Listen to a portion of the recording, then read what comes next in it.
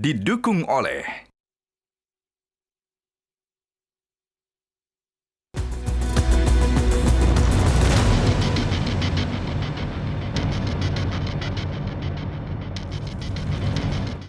Selamat malam pemirsa, di tengah-tengah pembicaraan damai antara Amerika Serikat dan Iran yang kita harapkan akan menemukan perdamaian, kita mendapat kesempatan bersama dengan Menteri Koordinator Perekonomian Airlangga Hartarto pada Top Ekonomi malam ini. Pak Airlangga, selamat malam Pak.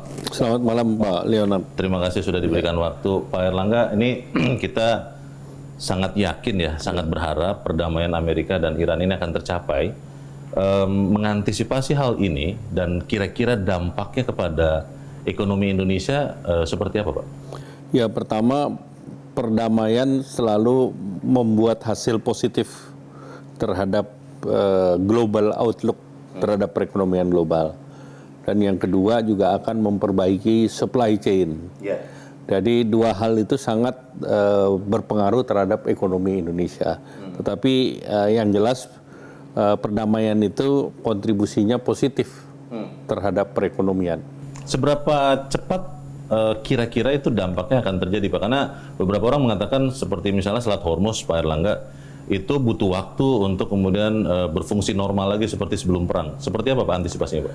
Ya, pertama supply chain tidak direct langsung baik, karena tentu implementasi kan akan dimulai dengan penuh kecurigaan dan stop start diperkirakan akan lanjut. Tapi bagi Indonesia kan transmisinya kan ke harga.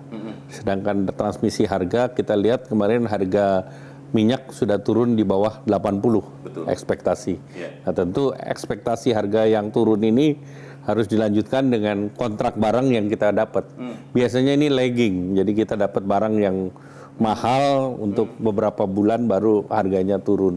Nah, transmisi itu yang sangat berpengaruh terhadap ekonomi dan juga sangat terpengaruh terhadap dunia itu untuk melakukan perusahaan-perusahaan untuk melakukan investasi.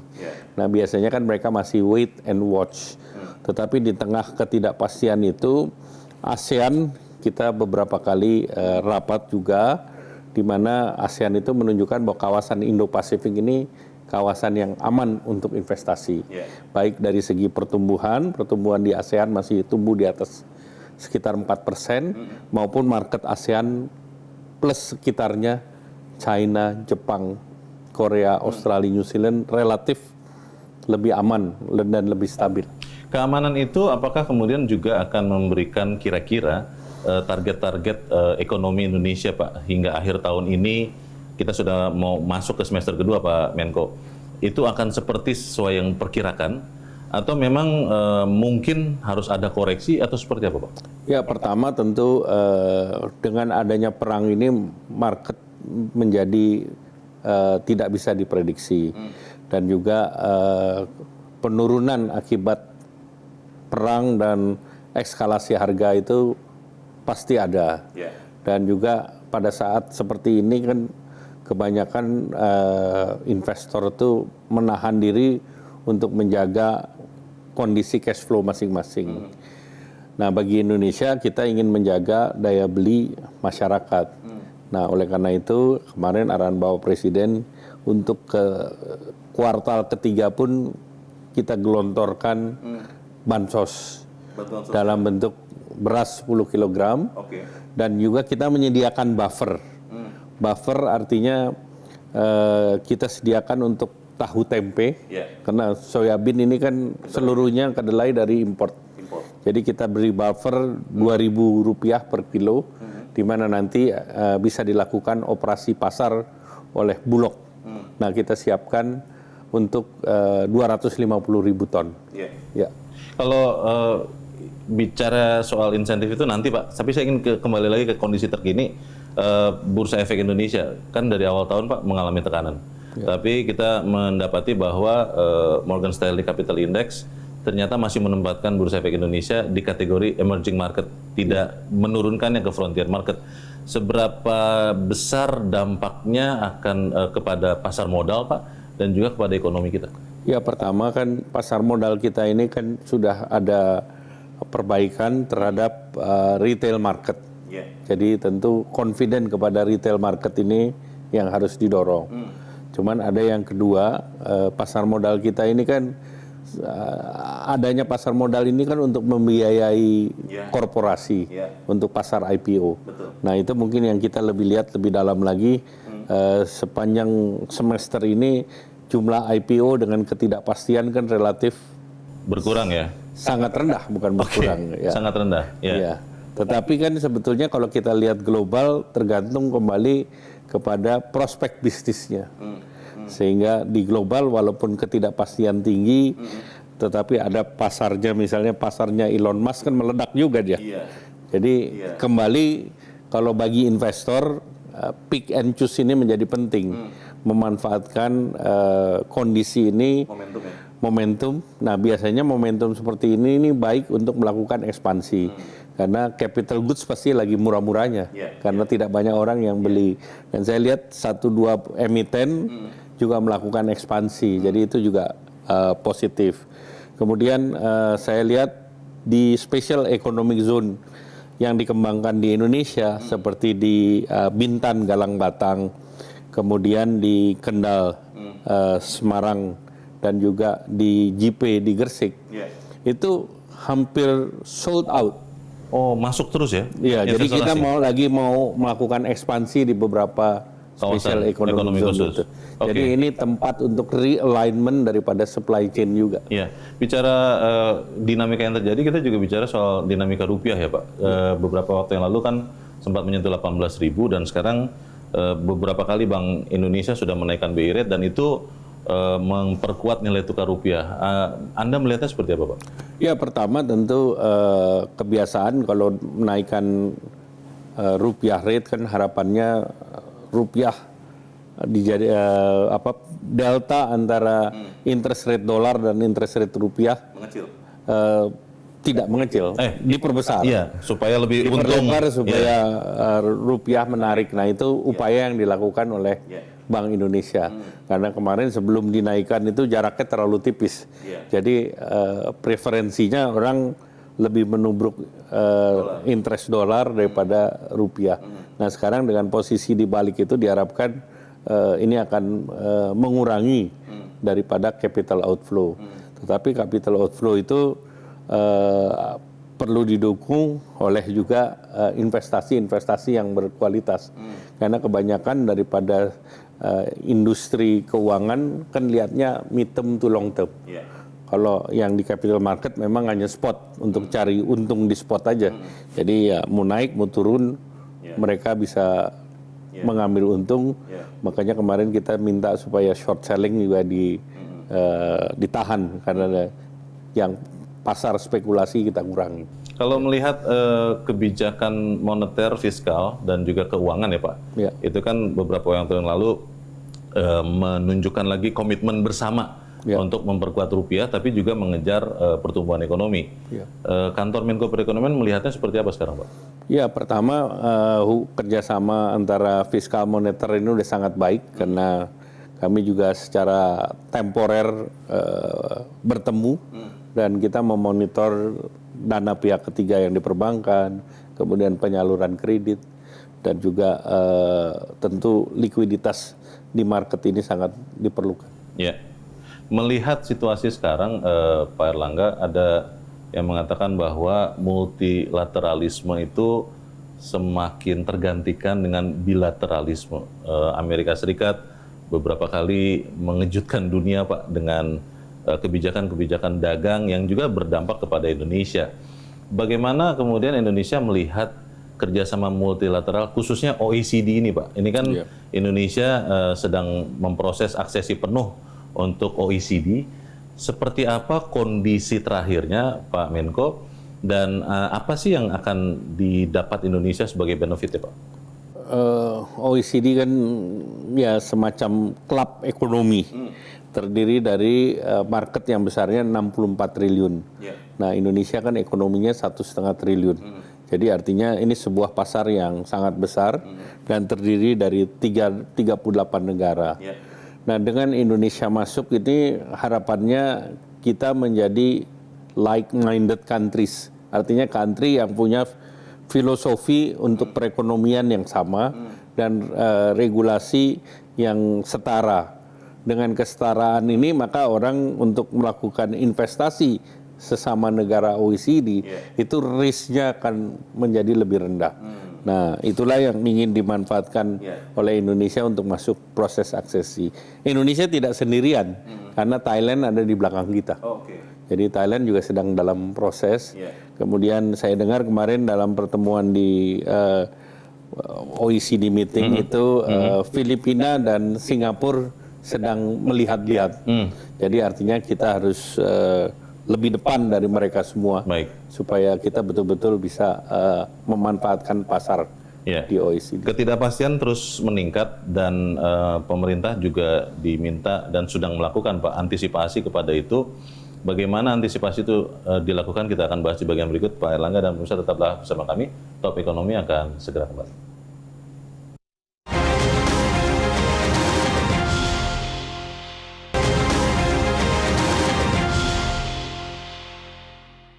Didukung oleh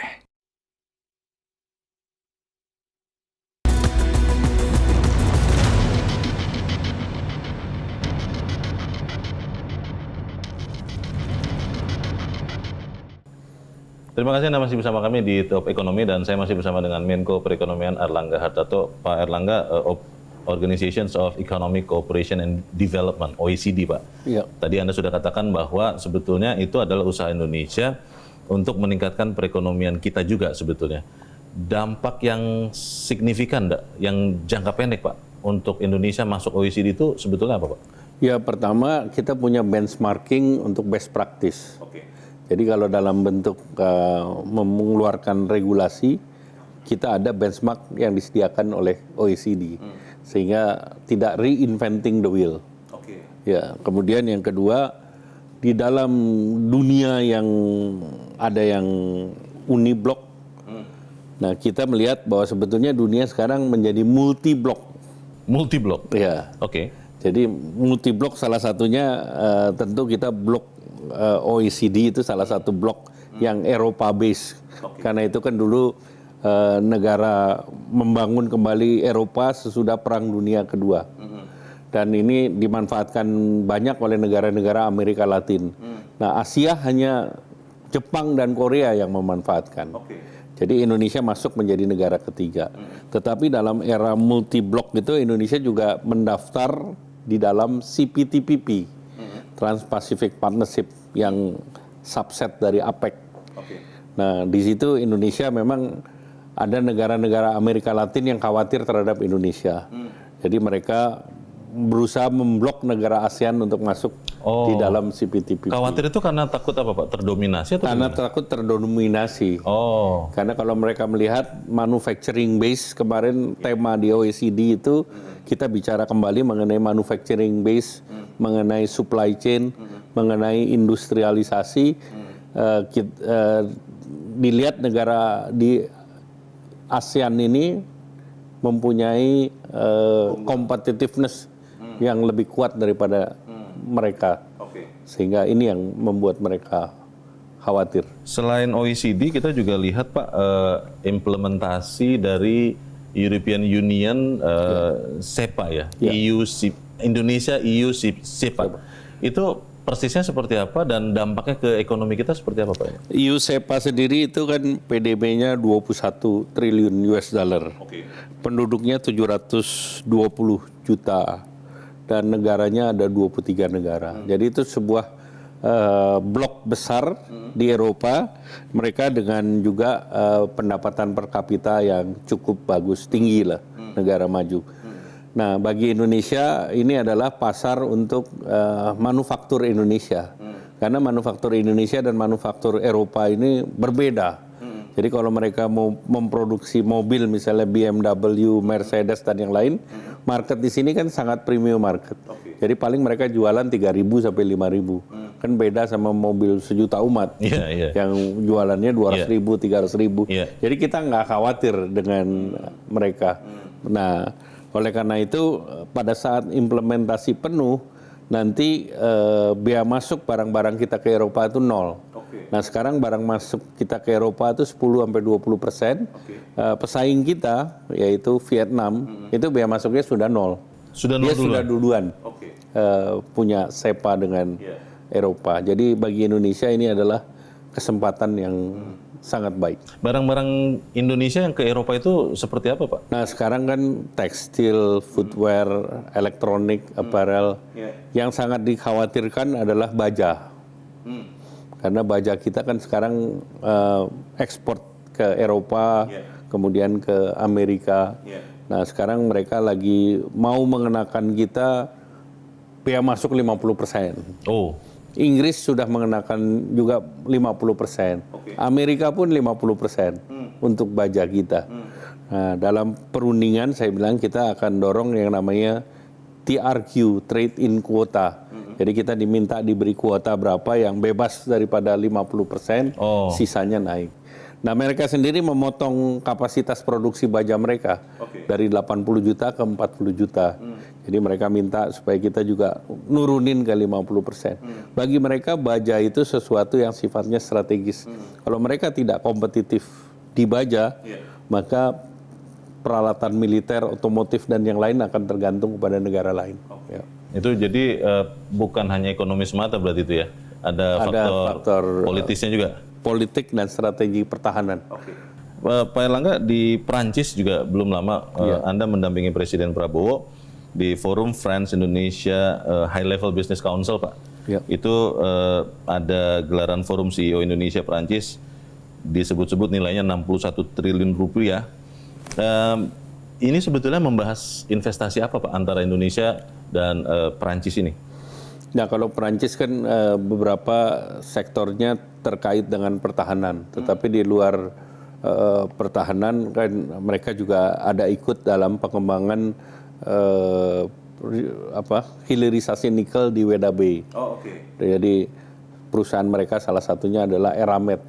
Nah Eramet itu tinggal mungkin salah satu dari sekian perusahaan tambang karena Eropa sudah meninggalkan industri tambang. Iya.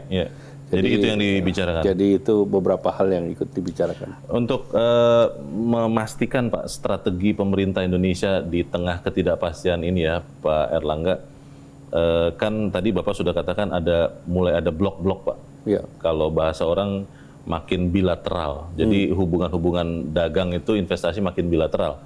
Sebetulnya strategi Indonesia sekarang Pak Erlangga itu apakah memang lebih mengedepankan multilateralisme saja seperti OECD atau lembaga-lembaga yang lain, atau yang bilateral ini juga dikerjakan juga Pak dengan semua negara termasuk negara-negara kuat Pak? Sebetulnya multilateral, multiblok itu lebih punya kepastian daripada bilateral. Karena bilateral semuanya lebih subjektif. Tetapi yang multiblok itu template-nya lebih jelas. Dan standarnya juga lebih jelas. Jadi Indonesia misalnya dengan Inggris itu kita mau melakukan kerjasama dua opsi, apakah bilateral kita sudah tanda tangan Economic Growth Partnership atau melalui CPTPP. Tapi Inggris sendiri mendorong untuk melalui CPTPP. Jadi kalau CPTPP berarti langsung terhadap 11 negara kita sudah terbuka. Lebih efisien ya Pak? Lebih efisien daripada kita bicara satu-satu secara retail. Tapi kalau negara-negara yang katakanlah misalnya Amerika Serikat ini Pak Erlangga. Kalau Amerika Serikat sih dia maunya selalu bilateral. Lah itu dia. Itu berarti tetap dilakukan juga oleh pemerintah mau seperti apapun preferensi negara-negara partner ini Pak? Iya, jadi kalau Amerika pasti preferensinya adalah bilateral. Tapi negara lain di luar Amerika, negara-negara Barat itu mereka terbuka untuk multilateral. Jadi ya kita cari mana yang lebih cepat. Tetapi kita juga dengan negara-negara bekas Soviet, misalnya Rusia, Belarus dan yang lain juga kita sudah punya perjanjian dan sudah ditandatangan. Jadi itu kita membuka terhadap banyak pasar sebetulnya. Dan banyak opsi juga ya Pak ya? Banyak opsi. Pak, belajar dari tekanan yang terjadi kemarin Pak saat Amerika dan Iran berkonflik. Ini kan kemudian Indonesia harus mencari alternatif minyak untuk mensuplai Indonesia. Kemudian juga program-program energi alternatif itu juga sudah mulai dikembangkan. Saat sudah tercapainya perdamaian, apakah usaha-usaha untuk mencari alternatif ini, Pak Airlangga, terus dilanjutkan? Atau memang ya sesuai kebutuhan saja ketika misalnya nanti harga minyak mentah katakanlah Pak, sudah bisa sampai di $60 lagi per barrel, ini baru kemudian Pak? Diversifikasi supply itu selalu penting. Dan itu sudah menjadi pegangan Indonesia dengan berpengalaman di COVID kemarin. Jadi kita tidak boleh menggantungkan pada salah satu negara. Dan kebetulan untuk minyak itu ketergantungan kita terhadap Timur Tengah hanya 20%. Jadi kita sudah mendapatkan alternatif dari negara-negara Afrika seperti bahkan seperti Nigeria, Gabon dan yang lain. Sehingga pada saat ini kita tercekik supply-nya, alternatif lain masih terbuka. Dan pada saat kita bicara dengan Amerika kan salah satu yang kita juga mau tarik dari Amerika adalah supply energi. Jadi bahkan Pertamina sudah melakukan investasi juga di Venezuela. Jadi alternatif selalu terbuka. Jadi kita harus punya kartu yang selalu terbuka. Kalau kartunya tertutup nggak bisa gerak. Tapi dengan kartu terbuka kita bisa banyak mendorong alternatif. Dan kita adalah salah satu negara lah yang relatif supply chain-nya aman. Waktu COVID aman, dan mereka juga merasa kalau supply-nya dari Indonesia reliable, dan pada saat perang di Timur Tengah ini juga relatif supply chain kita terjaga. Pak Airlangga, di Timur Tengah perang itu ada yang menganalogikannya sebagai ombak Pak. Dan ombak itu mungkin baru akan sampai ke Indonesia, dan bisa menggoyang ekonomi Indonesia, dan pemerintah yang kita tahu sudah menyiapkan stimulus untuk mengantisipasinya. Seperti apa kita bahas di bagian berikut, pemirsa tetap bersama kami, Top Ekonomi segera kembali.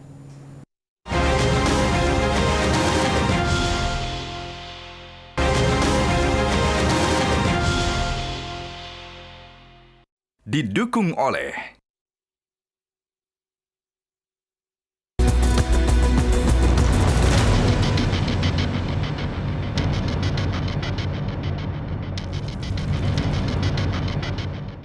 Terima kasih Anda masih bersama kami di Top Ekonomi. Saya masih bersama Menko Perekonomian Airlangga Hartarto. Pak Airlangga, ombak besar ya, yang dianalogikan efek dari perang di Timur Tengah itu Pak, diantisipasi ke Indonesia, dan pemerintah menyiapkan insentif.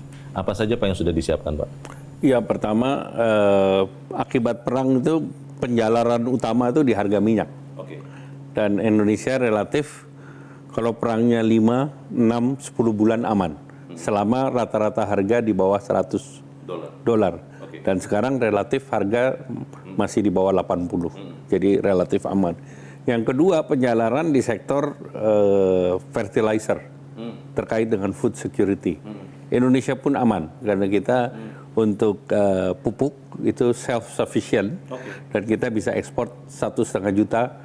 Dan ini dibutuhkan negara tetangga seperti India, Australia, bahkan negara lain. Jadi fluktuasi harga Jadi fluktuasi gas ini gas dan ini semua kita jaga, tidak berdampak. Nah, terkait dengan stimulus kita harus tetap jaga daya beli masyarakat. Nah, oleh karena itu dalam situasi liburan seperti bulan Juni, Juli, nah kita juga meluncurkan program transportasi, diskon transportasi darat, laut, udara yang 30%. Kalau penerbangan kelas ekonomi PPN ditanggung oleh pemerintah. Kemudian juga ini di paket ini kan kita sering lakukan di Nataru maupun Lebaran, kita taruh di tengah. Sekarang di akhir pun Pak Presiden bilang udah kita umumkan dari depan. Jadi kita sudah akan siapkan juga sampai Nataru, di mana ini total stimulusnya dan insentif ini 2 triliun. Tapi ada satu yang baru yaitu pajak penulis. Jadi pajak itu apa ya, Pak? Penulis buku biasanya kan kena pajak juga. Nah, kita kasih sekarang pajaknya final 1,5%. Ya. Jadi ini harapannya kita lebih banyak lagi penulis-penulis untuk bikin buku dan pajaknya tidak kena 5-30%. Jadi final. Yang kedua untuk Gen Z itu program magang dan vokasi. Nah, kemarin kita sudah luncurkan 102.000 di tahun kemarin. Nah, tahun ini diharapkan bulan Juli kita bisa mulai lagi untuk batch berikutnya. Dan ini juga targetnya 100.000 peserta. Dan dalam 6 bulan dia digaji dan pemerintah yang bayarin. Ini magang atau bagaimana, Pak? Magang. Oh, magang. Di korporasi. Oke. Ya, jadi dana yang kita siapin sekitar 4 triliun untuk itu. Kemudian ada lagi yang terkait dengan vokasi. Vokasi itu diharapkan bisa cepat kerja, baik di dalam maupun di luar negeri. Jadi ini targetnya 220.000 kepada pekerja SMK. Nah, ini juga baik untuk retraining dari mereka yang terkena PHK. Kemudian bantuan pangan tetap kita dorong. Itu untuk 33,24 juta sampai desil keempat sebesar 10 kilogram. Nah, ini untuk menjaga daya beli dan untuk menjaga inflasi. Sehingga dengan demikian inflasi kita masih tetap jaga dan anggarannya sekitar 17,54 triliun. Plus bantuan untuk subsidi terhadap harga kedelai, bahan baku untuk tahu dan tempe. Nah, deltanya 2.000. Jadi subsidi untuk UMKM tahu tempe di daerah tertentu dan operasinya ini nanti dilakukan oleh Bulog. Rp2.000 per kilogram. Rp2.000 Kedelai. per kilogram kedelai. Oke. Jadi ini dana yang disediakan sebesar 500 miliar. Jadi total stimulus yang diberikan untuk transport liburan Nataru itu 2,04 triliun. Kemudian yang untuk magang sekitar 6,26 triliun. Dan untuk bantuan pangan 18,04 triliun. Jadi totalnya package yang kita gelontorin lagi 26,34 triliun. 26,34 triliun untuk semester kedua tahun ini. Iya.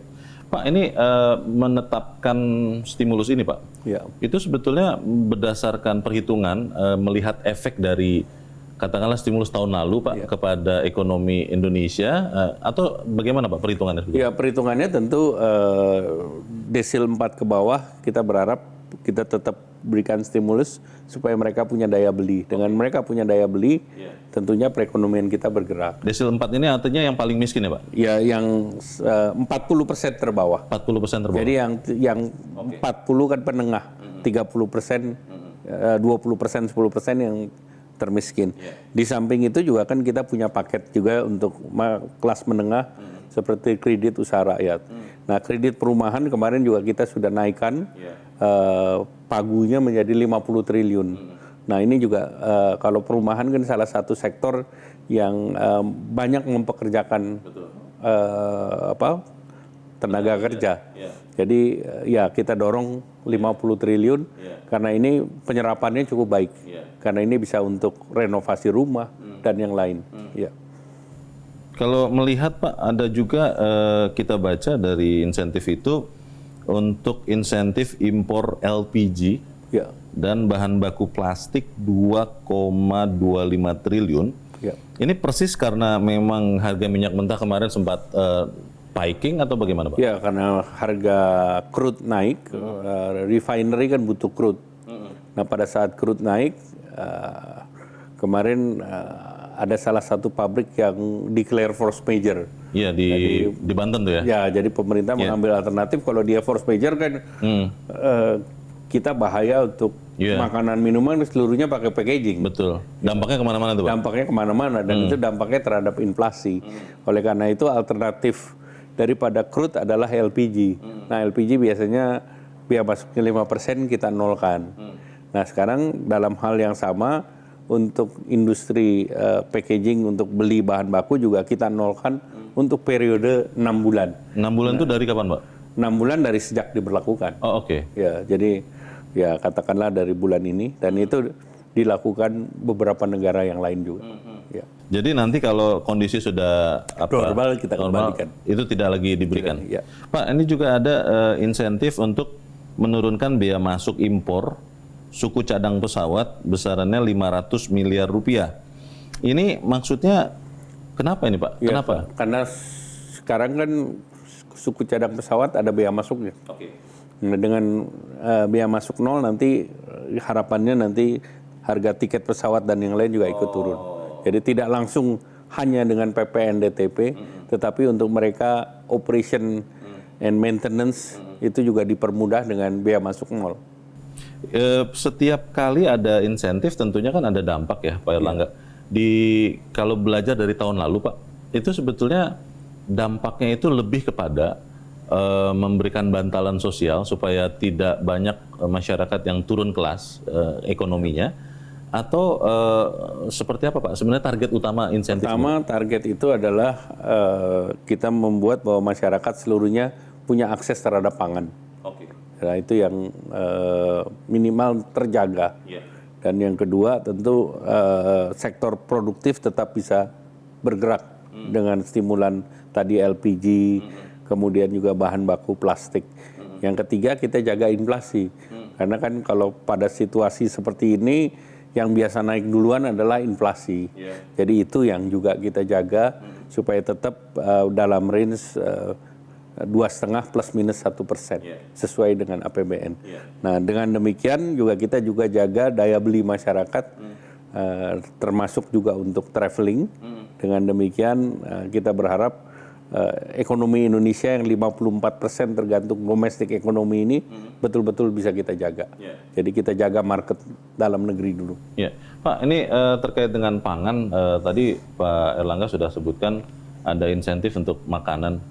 Tapi kan kita mendapatkan informasi dari BMKG Pak, bahwa Indonesia, bukan hanya Indonesia, negara kawasan kita itu menghadapi ancaman El Nino Pak. Di hari-hari belakangan ini kita sudah merasakan panas sekali, dan bahkan BMKG memprediksi El Nino itu dari Juni bisa jadi sampai akhir tahun ini dan berlanjut tahun depan. Banyak yang khawatir Pak Erlangga bagaimana dampaknya kepada produksi pangan khususnya padi atau beras. Tapi kita harus jeda dahulu, pemirsa tetap bersama kami, Top Ekonomi segera kembali.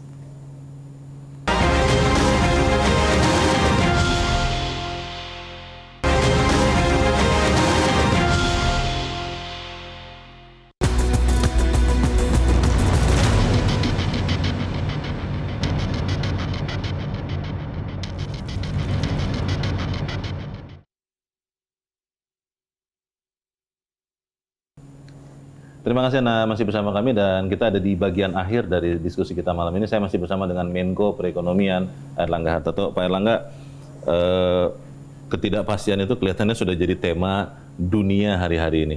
Saat kita melihat perubahan iklim, itu diprediksi oleh BMKG Pak, El Nino akan dan sudah kena ke Indonesia, dan diperkirakan dari Juni sampai akhir tahun 2026, bahkan sampai 2027. Kekhawatiran orang adalah dampaknya kepada produksi pangan, khususnya beras, padi. Ini sudah diantisipasi oleh pemerintah seperti apa Pak? Ya, pertama El Nino, La Nina ini kan pernah juga dihadapi Indonesia. Betul. Di 2022, 23, 24, di mana pada waktu itu produksi berasnya anjlok. Nah, oleh karena itu sekarang penting untuk meningkatkan produksi selama cuaca mendukung. Nah tentu kalau nanti kekeringan kita harus lihat beberapa daerah pertanian, dan yang beberapa langkah yang pernah dilakukan adalah dengan pompanisasi, jadi mengangkat air dari sungai. Nah itu beberapa itu tentunya beberapa peralatan itu masih tersedia untuk mengantisipasi El Nino. Jadi secara keseluruhan produksi pangan khususnya padi Pak atau beras itu akan tetap aman sampai akhir tahun 2026? Ya tidak, kita lihat fluktuasinya pasti ada, tetapi terus kita jaga. Dan kedua penting bagi Bulog untuk menjaga gudangnya, karena jangan sampai stok beras tinggi yang kita punya kualitasnya turun. Jadi itu penting juga. Itu penting juga. Ya. Dan itu juga salah satu yang diantisipasi oleh pemerintah ya Pak, dengan memberikan insentif. Pak, terkait dengan kondisi geopolitik yang terakhir, kita juga ada di tengah persaingan dengan negara-negara tetangga Pak. Ini belum lama Pak Erlangga sudah mengatakan bahwa minat investasi asing ke Indonesia itu masih terjaga. Tapi kita juga melihat ada beberapa perusahaan Pak, ada 2 perusahaan dari Jepang yang katanya, ini menurut Pak Said Iqbal, itu sedang memikirkan untuk memindahkan pabriknya ke tetangga kita Pak, Vietnam. Bagaimana pemerintah menjalin komunikasi Pak dengan khususnya existing investor Pak? Ya. Jadi pertama survei dari JETRO itu lembaga Jepang untuk ekspor, itu mereka sudah survei di berbagai negara ASEAN. Itu hasilnya negara yang menghasilkan keuntungan tertinggi itu Indonesia. Oh, jadi itu suatu hal yang positif. Di ASEAN ya? Di tingkat ASEAN. Oke. Kedua, kalau kita lihat ketersediaan lahan, kemudian ketersediaan tenaga kerja, ketersediaan harga listrik yang kompetitif, relatif Indonesia lebih kuat. Nah, memang next investasi berikut adalah yang sifatnya digital. Nah, digital itu reliability untuk renewable energy. Nah, Indonesia juga sebetulnya kuat untuk renewable energy. Yang kedua, ketersediaan air karena dia butuh pendinginan dan lahan. Nah, di tiga itu juga Indonesia kuat. Makanya sekarang Singapura butuh renewable energy dari Indonesia dan sedang dalam pembicaraan bagaimana kita mensuplai.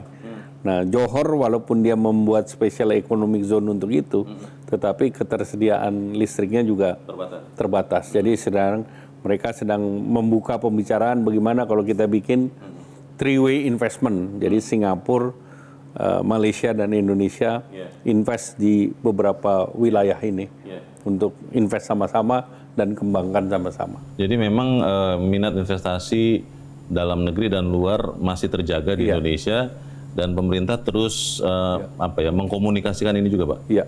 Termasuk kepada existing investor? Kita termasuk dengan existing investor dan juga termasuk dengan negara-negara lain, selalu kita lihat apa yang mereka berikan di dalam mereka punya special economic zone. Bahkan Cina pun kan kita ada kerjasama two countries twin parks. Jadi apa yang diberikan di sana kita berikan juga di sini dalam fasilitasi yang sama. Ya, Pak, ini untuk merangkum pembicaraan kita, Pak Menko, ketika kita melihat kondisi geopolitik di Timur Tengah yang tadi sudah Anda jelaskan berdampak kepada harga minyak, tapi juga berdampak kepada dolar juga kepada Indonesia. Apakah pemerintah masih tetap melihat ada ancaman seperti ini ke depan? Karena kita sebelum terjadi konflik di Hormuz kan kita tidak pernah tahu Pak bahwa itu akan terjadi. Bagaimana pemerintah mengantisipasi hal ini supaya tekanan yang terjadi ketika rupiah sempat sentuh 18.000, harga BBM pun harus dinaikkan yang non subsidi ya Pak, itu bisa terantisipasi di kemudian hari Pak? Pertama, dunia tidak mungkin bisa diantisipasi. Karena unpredicted ya Pak? Unpredicted. Jadi tidak pasti dan tidak bisa diprediksi. Kan kita nggak bisa memprediksi para pemimpin berbagai negara ini yang abrupt ya, yang tahu-tahu muncul. Tetapi kita bisa belajar dari perang Ukraine, di mana pada waktu itu juga kenaikan harga minyaknya, kenaikan harga gas, kemudian kenaikan makanan juga tinggi. Jadi dari situ kita belajar untuk mencari alternatif supply. Nah, dengan demikian kita bisa mengantisipasi perang di Timur Tengah ini. Nah, justru dengan adanya perang Timur Tengah ini ada kesempatan untuk Indonesia mempersiapkan financial center. Ini blessing in disguise ya Pak? Ya, karena di dunia ini financial center sedikit. Jadi kalau di sana Dubai itu kuat dengan dananya 600 sampai 800 miliar dolar. Sedangkan Singapura tetangga kita itu dana yang dikelolanya 5 sampai 6 triliun dolar. Jadi kalau Singapura sendirian kan nggak ada alternatif. Nah, oleh karena itu Indonesia sedang menyiapkan untuk financial center. Dan kemarin arahan Bapak Presiden kita sudah lihat yaitu di Bali. Tinggal nanti regulasinya yang kita siapkan. Nah, sekarang juga sedang dalam pembahasan untuk kita buatkan undang-undang khusus untuk financial center. Secara sederhana Pak, apa sih sebetulnya financial center itu dan dampaknya untuk Indonesia dan untuk kita Pak rakyat Pak? Financial center adalah tempat bagi mereka untuk melakukan investasi, dan mereka percaya dengan sistemnya, mereka percaya dengan hukumnya, seolah-olah dana pensiun mereka bisa disimpan di sana dan dilakukan investasi tanpa takut kehilangan mereka punya aset dan tanpa takut kehilangan ketidakpastian terhadap investasi. Nah, itu sekarang mereka kalau bahasa umumnya mereka kan kebanyakan financial center tuh di negara-negara yang dulu di kolonial oleh Inggris. Oh, oke. Nah, itu kan berarti common law gitu. Iya. Nah, sedangkan kita kan Civil law. civil law. Iya. Tetapi ke depan ini antara civil dan common ini sudah terjadi Berkelindan. ya Iya. terintegrasi. Nah, itu yang kita akan siapkan sehingga kepercayaan tumbuh menjadi alternatif dari Singapura. Sedangkan di Bali sendiri kita sudah siapkan dengan special economic zone. Salah satu yang mereka minta kan healthcare-nya first class. Dan kita sudah siapkan di Sanur healthcare-nya yang first class, di mana global dokter juga bisa praktek di sana. Jadi situasinya sangat mendukung, tinggal kita siapkan saja. Dan ya karena adanya perang kan orang takut juga dengan adanya perang. Betul. Jadi cari negara lain yang quote unquote lebih aman. Nah, ini yang kita akan tawarkan. Terakhir sekali Pak Erlangga, secara singkat satu kalimat Pak, Anda melihat ekonomi Indonesia sampai akhir tahun ini dan juga di tahun depan Pak, itu seperti apa Pak? Ya, pertama kita ekonomi Indonesia dasarnya solid dan usahanya kuat. Jadi resilient. Jadi Indonesia ekonominya resilience, makanya kita akan terus dorong agar selain resilience nanti bisa memakmurkan masyarakatnya. Baik, itu menjadi kata kunci dari pembicaraan kita malam ini, Pak Erlangga Hartarto. Terima kasih Pak untuk waktu Anda. Selamat malam Pak. Terima kasih. Dan pemirsa, demikianlah akhir dari Top Ekonomi malam ini. Ini adalah perbincangan khusus saya bersama dengan Menteri Koordinator Perekonomian Erlangga Hartarto. Atas nama teman-teman yang bertugas, saya Leonard Samusi mengucapkan terima kasih untuk kebersamaan Anda. Selamat malam, sampai jumpa.